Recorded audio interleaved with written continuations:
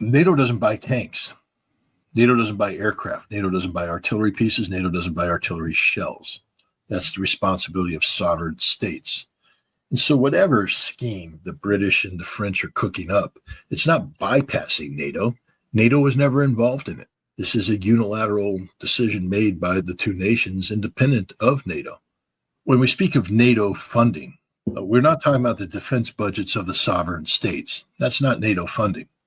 NATO funding is the percentage of national treasury that is allocated to each nation to keep NATO functioning civilly. NATO has a number of civil programs to keep the secretariat functioning, keep the pay the salary of NATO employees, and then certain costs that are associated with shared military spending to ensure that there's compatibility, et cetera. But I do want to point out that the methodology being considered by Europe to borrow from itself 800 billion euro, there is a precedent in the last 2 years of this model, and it's not a good model. The Germans in 2022 talked about spending 100 billion euro to a one-time expenditure to get the German army up out of the doldrums, become this lethal fighting force. Maybe they should have consulted with an accountant beforehand, because my understanding is that the Germans borrowed this money from themselves at a 14% interest rate. And almost immediately upon having that money allocated, they had to begin making interest rate payments. And by the end of the first year, without any weapons being procured, they were down to about between 50 and 60 billion euros that were usable. The rest was already allocated to pay back the loan, the interest rates, et cetera. And the longer they go with this, the more the purchasing power shrinks. And again, the expense of carrying this European-only arsenal, they're going to be paying premium prices for this. There won't be discounts. And at the end of the day, nothing's going to happen that's positive. In fact, it will make Europe weaker, just like Germany became weaker by allocating this $100 billion, because the $100 billion didn't accomplish anything. I've used this analogy before, but I'll use it again. If I have $20,000 and I want to make investments in my home's 50 years old, could use a new roof, could use get rid of that 50-year-old linoleum in the kitchen and maybe put down some nice tiles. The windows, we got 50-year-old windows, which means there's a lot of leaking and inefficiency there. We'd like to replace those. So we have this 20,000, and we want to use it to bring our home up to speed. You think my 20,000 is going to cover that? What happens when I begin to initiate the renovations necessary to take care of a fundamentally deficient home? I start tearing out the ceiling, tearing out the roof. And so I've torn down the house, and now I bring my 20 grand, and it doesn't even begin to start. It's done in a week. And all I have now is a torn up house and broken. This is what's going to happen to Europe. This is what's going to happen. It's not 800 billion euro. If you're dealing with a 14% interest rate, I think that's the loan terms that they're talking about. This 800 billion is going to be reduced to 620 billion right off the bat. Drop it down to maybe a little over 500 billion by the time fall year's end comes around. So it ain't 800 billion. It's going to be significantly less than that. Your troops are confined to barracks. You stop doing bayonet training. Hell, you stop doing any meaningful training at all. Your tanks stay in because you're not going to fight large-scale tank warfare. There's no reason to bring 54 tanks out on the Grafenberg battlefield to work on getting battalions to cooperate with battalions. You may bring out 14 tanks to work with an infantry battalion in a peacekeeping scenario that was replicated, that you saw play out in Yugoslavia. But that's it. That's not high-intensity conflict. You worry more about medical evacuation than you do about closing with and destroying the enemy through firepower maneuver. You lose your focus, you lose your edge, and that's where NATO is today. Europe, NATO was constructed with the Cold War in mind.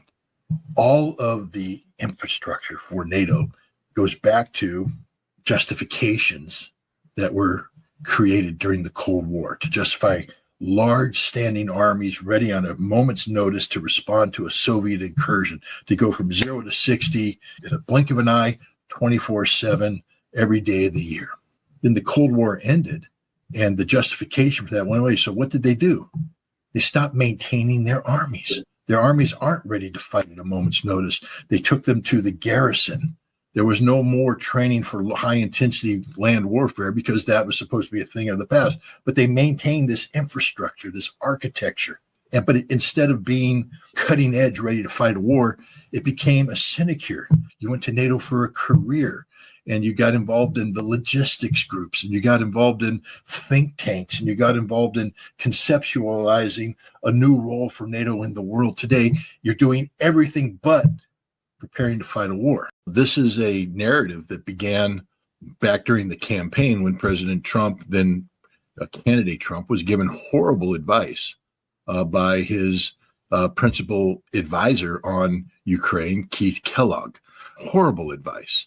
And that advice turned into policy formulations that were unrealistic, both in terms of timelines and expectations. Expectations about how Russia would respond and what America could do to bring to the table.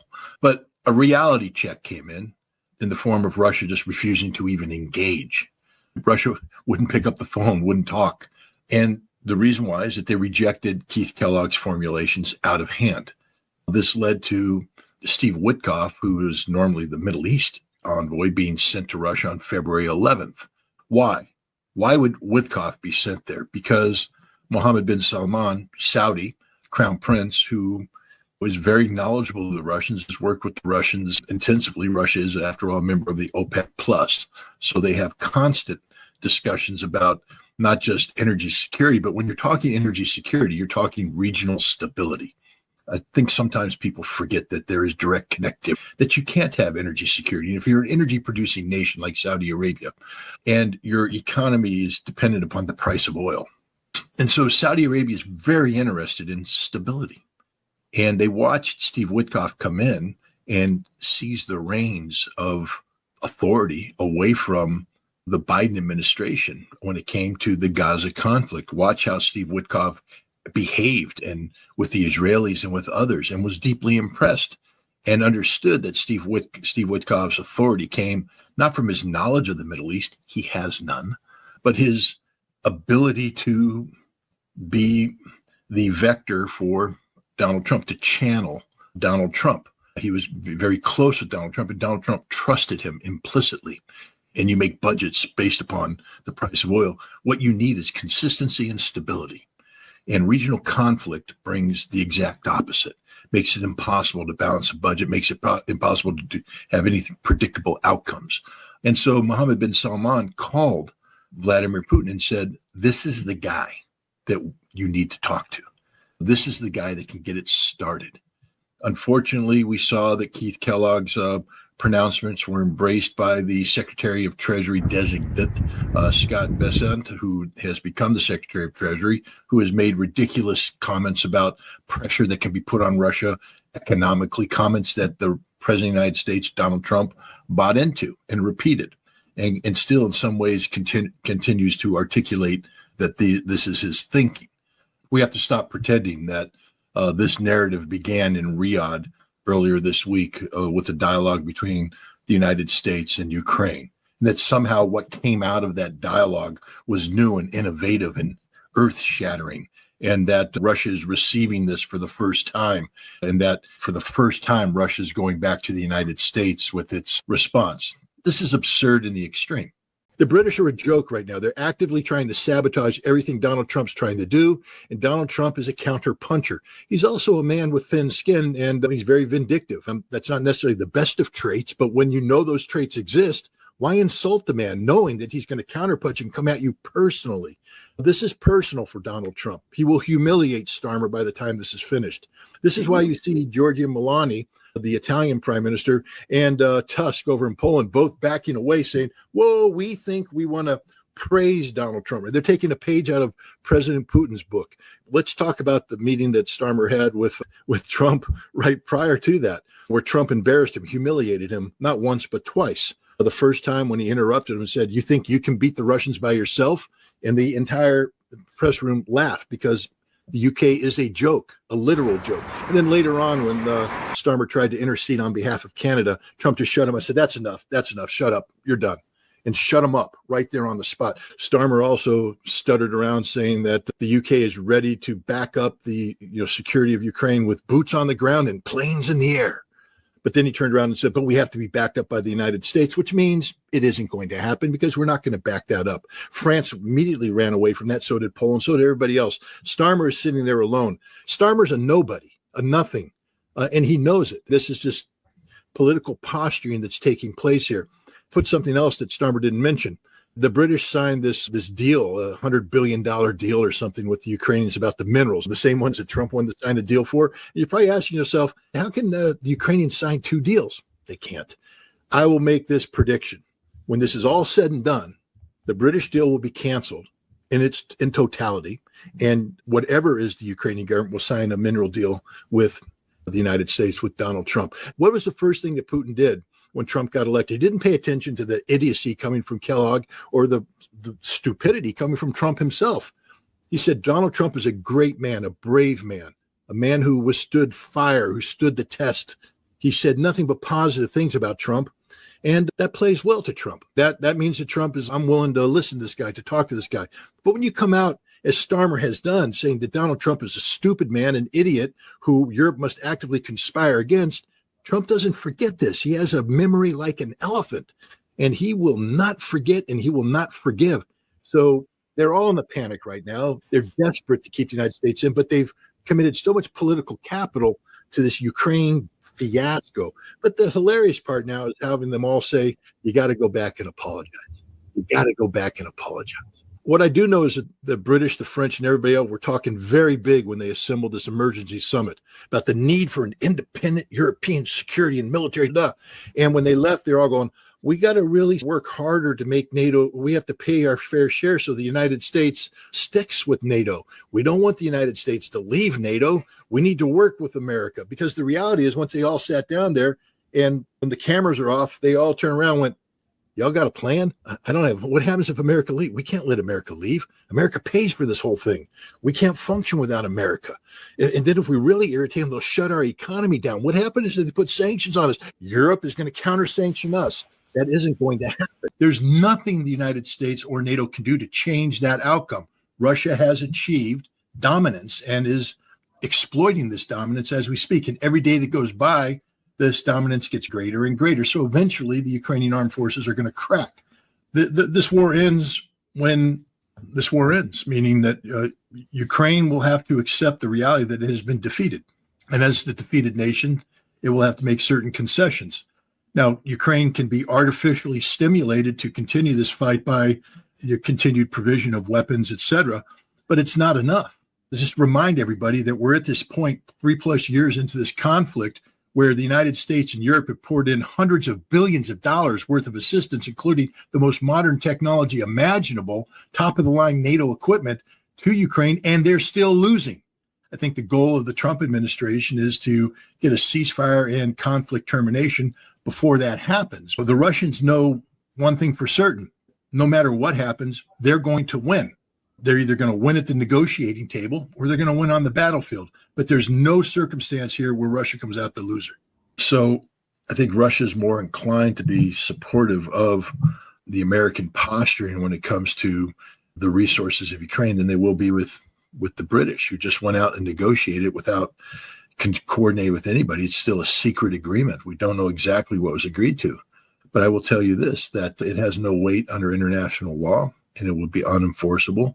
And the British will never see that contract brought to fruition, because between the United States and Russia, that contract will be declared null and void. Reality. Trump just can't come in and say, Trump, first of all, is signing a deal with the Ukrainians that I think overlaps on the British deal. So it's not just the Russians are saying the British deal no longer has me. Trump's going to be saying the same thing.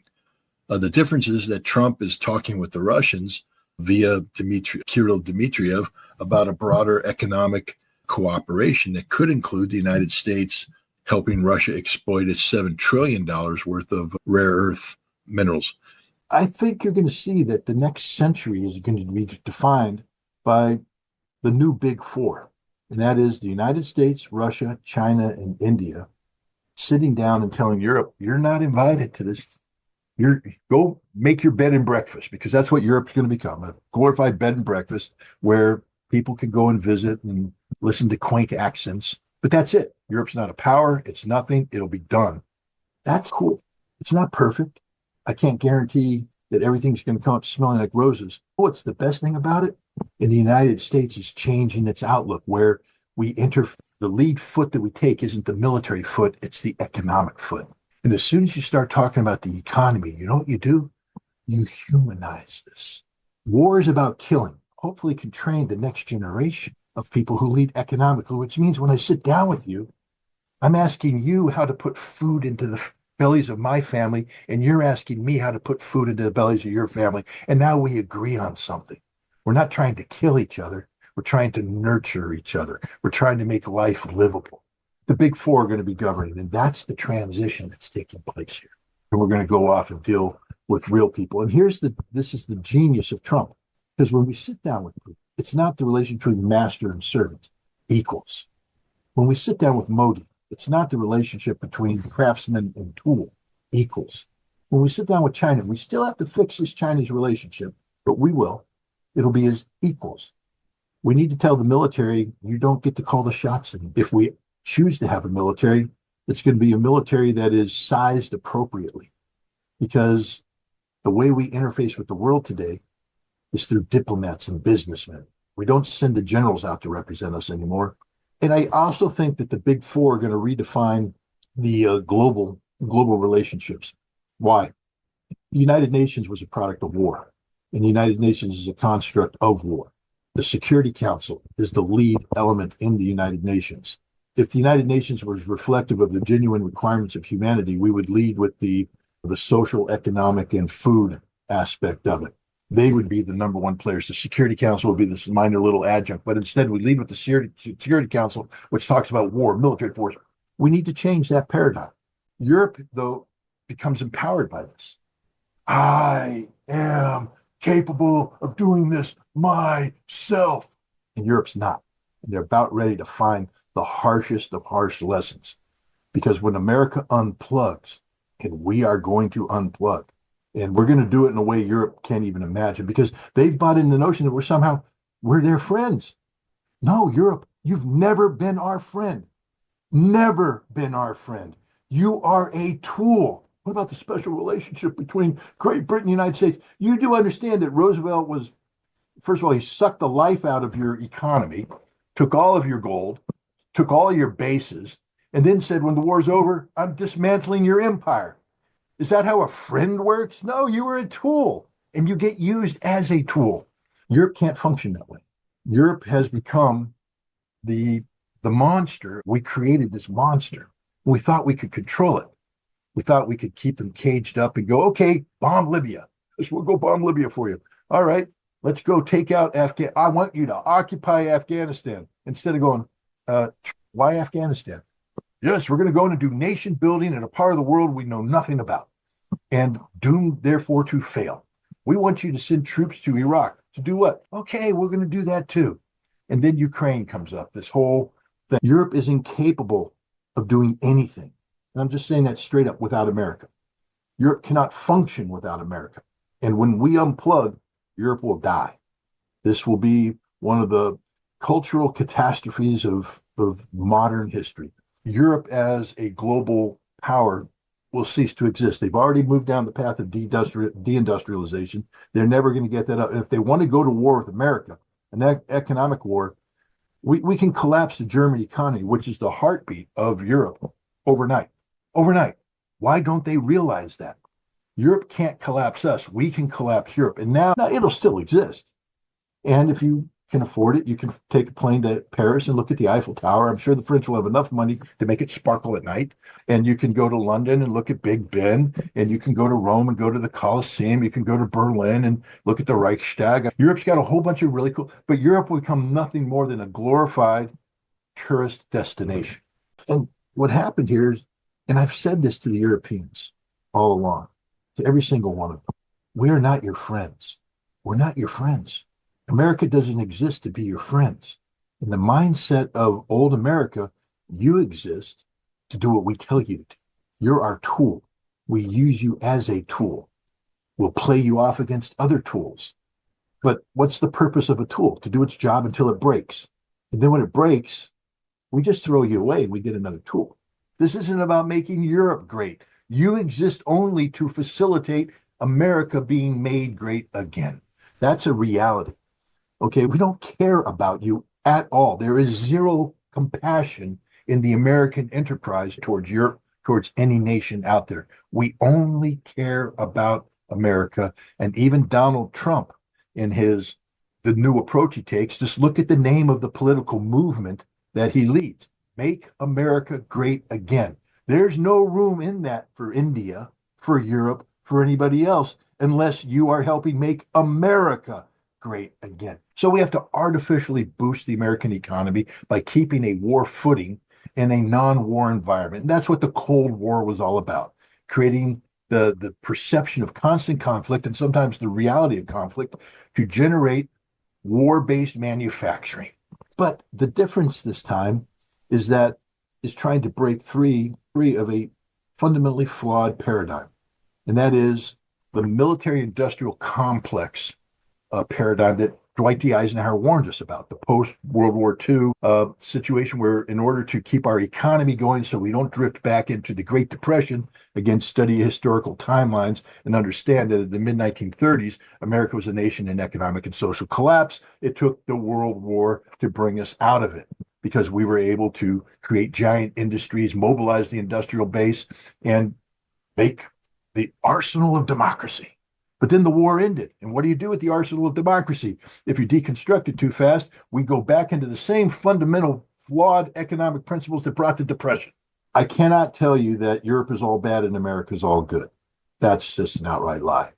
In fact, in the post-war reconstruction of Europe, we used Europe as a tool to promote American global hegemony. We used the reconstruction of Europe, and then we helped manufacture a artificial existential crisis with the Soviet Union to justify the restoration of militarism in Europe through the vehicle of NATO. But we made sure that we dominated NATO, that we were in charge, that we directed NATO. But then the Soviet Union collapsed and we didn't have a plan B.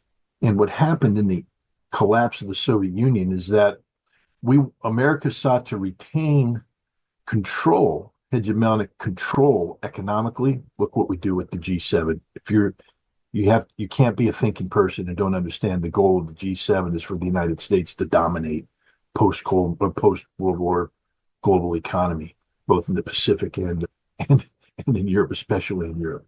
We also did the same thing in promoting the creation of the European Union. That was the notion of a unified Europe, the economic aspects of which would be responsive to the United States, the same as NATO expansion responsive to, or NATO responsive to the United States. And this worked. It's evil genius. It worked. And then through NATO, we sought to expand our reach. The G20 becomes about global economic domination, and NATO starts itching to get into a fight with places that have nothing to do with North Atlantic. In Libya, I remember I attended a NATO conference in the United Arab Emirates where they were talking about setting up a NATO presence in the Middle East. NATO was going to make the Middle East its little baby. North Africa was going to become part of that too. And then, the Pacific now. So NATO became this global tool of American hegemony. This is a Western construct that buys into a narrative that says that Putin's seeking to destroy Europe, destroy NATO, and occupy Europe, to make NATO weak, to make Europe weak. When the conflict started, NATO wasn't on the table. It was about NATO expansion, but it wasn't about the existence of NATO, the future of NATO. The Russians did in their draft treaty talk about NATO withdrawing its military aspects of it down to the pre-1997 line. But that was a negotiating position, not a demand, and it's never been included in any of the prerequisites set by Russia regarding bringing a ceasefire and a termination of conflict. But Russia hasn't articulated this at all. It's not part of the Russian negotiating posture. Even in the December 2021 documents, Russia didn't make demands on NATO other than to pull the military capacity back to 1997 lines, but they didn't talk about the dismantling of NATO, the end of NATO, the termination of NATO. Russia acknowledges that NATO exists and that it's a reality that Russia has to deal with. But there is no linkage whatsoever between the conflict resolution in Ukraine and the future of NATO. I don't think this is going to be as complicated or as hard as people think it's going to be. It's actually very simple. The Russians have put forward some very basic reality-based conditions. When Zelensky is removed from power in the next week or two, the new Ukrainian government will be better positioned to acknowledge not only the legitimacy of the Russian argument, but to act in a manner which the Russian terms in a treaty format that's binding on all parties. That's just the direction I see this happening, because Ukraine is not going to survive much longer on the battlefield. The collapse of the Kursk salient is just the first of many collapses that will take place. Vladimir Putin alluded to it. He said, we are ready to surround major units in eastern Ukraine. No to NATO. How much more detail do you need than that? Because whatever happens has to fall back on no to NATO. So you've already started defining the four corners of whatever the agreement is going to be. No to NATO. No peacekeepers on the ground. No NATO peacekeepers. How much more detail do you need than that? Niet means niet. We can go on and on. And I think that's the direction we're heading. I think we're going to see the final agreement come in the form of a very thick, not that thick, but a substantial treaty-like document, because there are, in addition to security guarantees, there are things happening that have to survive in perpetuity. And that one of those is the Russians are insisting that NATO, Europe, the United States recognize the four territories of Novorossiya as being part of Russia, that this isn't going to become a Cold War type scenario where every map made in the United States and Europe had the Baltic nations in different colors and calling them occupied Latvia, occupied Lithuania, occupied Estonia. The Russians don't want future maps to say occupied Crimea and occupied Kherson, Zaporizhzhia, Donetsk, and Lugansk. Russia wants these territories to be recognized by Ukraine and Europe as being constitutionally and legally part of Russia. Britain's role in Odessa is related to its desire to make Ukraine their position to defend itself against Russia by carrying out selective offensive strike operations using drones in the air and sea, using guided missiles, the Scalp, the Storm Shadow, against Crimea, the Kerch Bridge, etc. The British have led a charge in this direction, and the UK has already agreed. Their prime minister has agreed that a ceasefire is in the strategic interest of everybody. So that's the strategic direction that they've committed to, is achieving a ceasefire. A key aspect of a ceasefire agreement will be removing NATO from Ukrainian soil. And this can only be done at the insistence of the Ukrainian government. And since the Zelensky government has invited them in there and doesn't want to see them go, the implication is, in order to get Britain to decouple from Odessa and that region, there will have to be a treaty in writing that commits to that outcome. All this has to be worked out. See, Russia didn't say no to a ceasefire. They simply volleyed the ball back and redefined the game. And left to their own devices, if this war doesn't grind to an end, you're going to see Russia put action to match those words. The goal here would be to get a lasting ceasefire and a permanent peace agreed to without Russia having to head down that path. Because once you commit to a fight, we see the difficulty in Kursk. Throughout the concept of a ceasefire in the closing moments of a battle, that if you don't finish the job, you might as well not have fought the battle. Russia needs to finish the job before they can get into some sort of negotiated settlement. I think we're going to see pressure being put on Ukraine to accept Russia's terms in the next week or so. And that's what Putin's saying. And the longer you wait on the east, the more you're going to get similar conditions set up there. Let's say the Russians surround the 3rd Assault Brigade, the Azov movement's great successor to the defenders of Mariupol. They have them surrounded.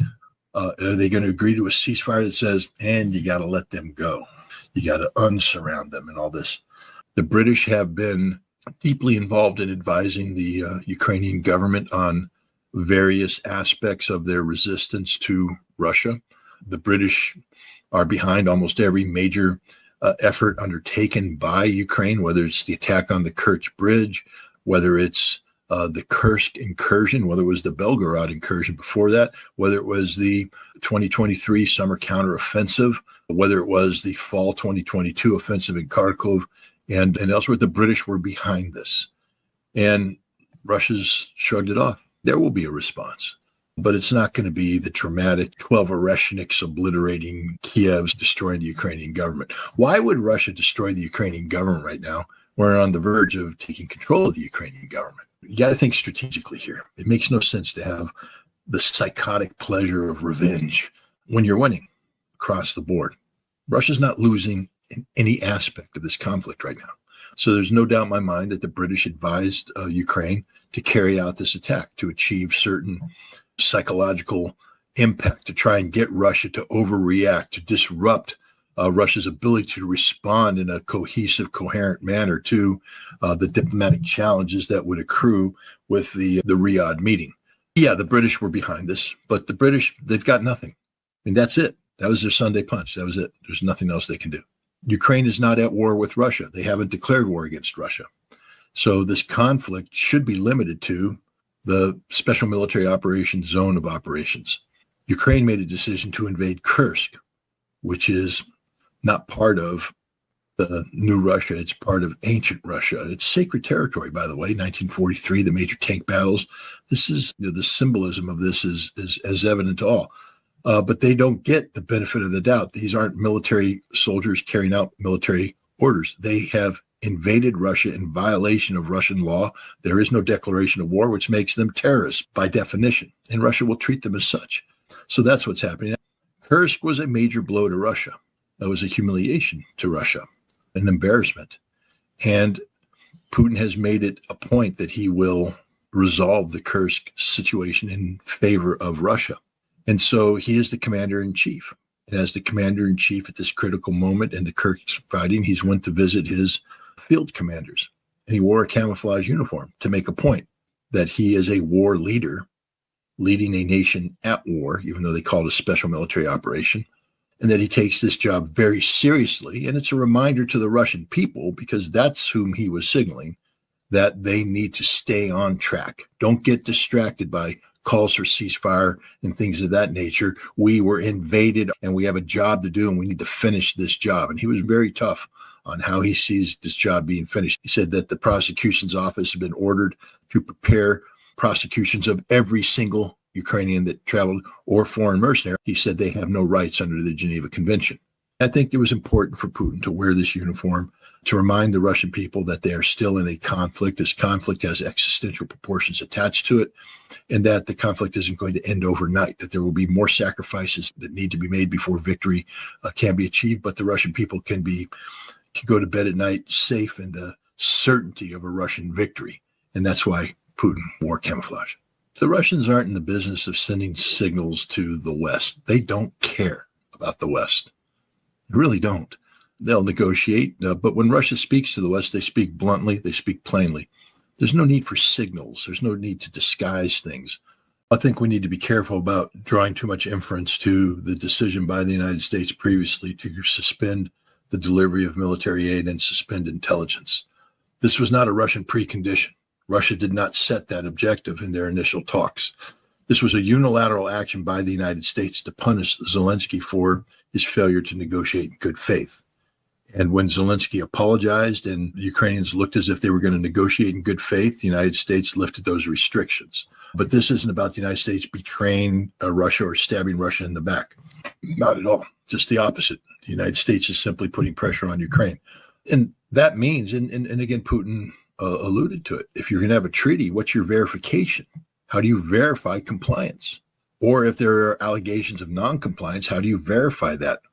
What mechanisms are going to be in place? You can't have a ceasefire unless you have verification measures in place. This has to be discussed.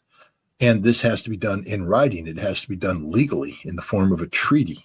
But there will have to be a formal agreement. One of the things the Russians have said that is we no longer go off of handshakes and partial agreements or incomplete agreements, that whatever agreement we have is going to have to be spelled out in writing and take the form of a treaty that's enforceable. So you're saying that the precedent is that the West will agree to a ceasefire and then say that conditions will be imposed, but they'll never impose them. And then the ceasefire is simply a cover to buy time to rebuild the Ukrainian army. Do you understand the root cause of the concern for Russia? Because they've done this before 3 times, and each time they're lied to. And each time the Ukrainians take advantage of the pause to rearm and attack Russia. That will never happen again. And so that's the direction we're headed here. The Russians are simply reiterating a reality the Americans know, because Russia's always said this.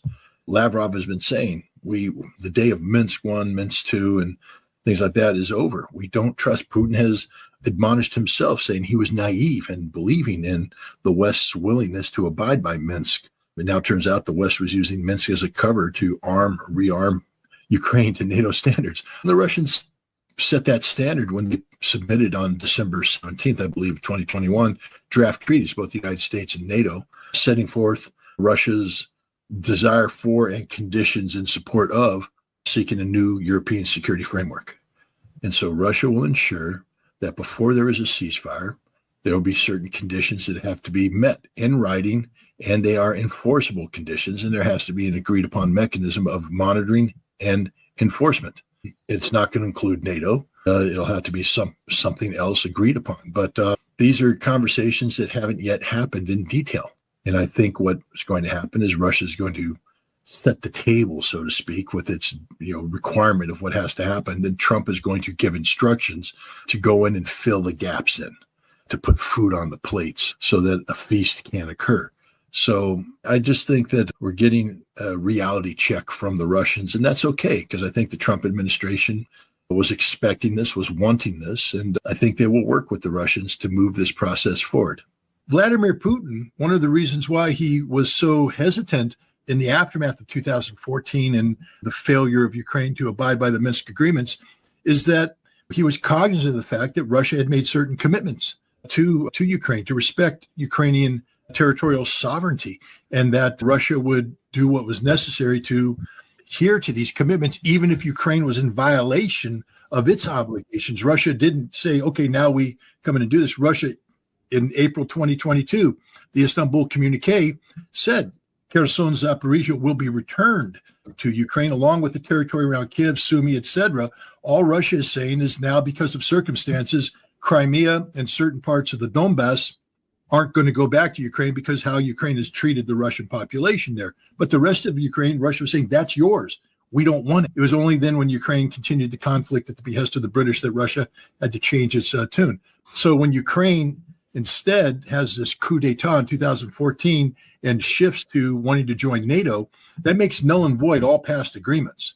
And from the Russian perspective, that changes the foundation of their legal approach to the problem of Ukraine. Prior to that, and a lot of people don't recognize this, but the Russians are very legalistic.